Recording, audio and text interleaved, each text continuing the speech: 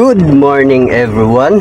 Okay, meron tayong unit na automatic. So para sa mga hindi nakakaalam po kung paano tayo huminto at paano tayo mag handbrake. Okay, ito po kadalasan ginagawa natin. So from drive, so ayan, from drive, naka-D yung panel board natin. So from drive, so kung gusto po nating huminto at nakarating na tayo sa ating paroroonan, so ang unang-una nating gagawin, siyempre naka-drive tayo, nakababa yung handbrake.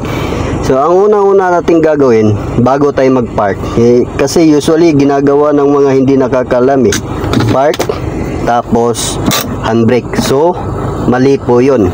So ang una-una nating gagawin from drive, okay, from drive, in-neutral muna natin bago natin hilain yung handbrake. O yung ibang handbrake pinupush lang, push button. So make sure na naka-neutral, naka-neutral bago natin i-handbrake. Tapos tsaka natin ipa-park.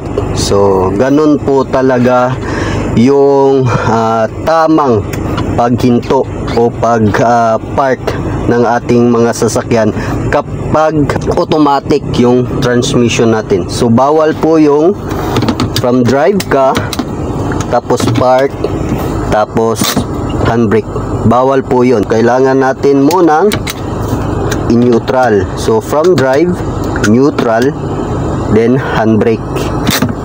Tapos bibitawan natin yung brake, tsaka natin ipapark. Okay, that's it. Good morning.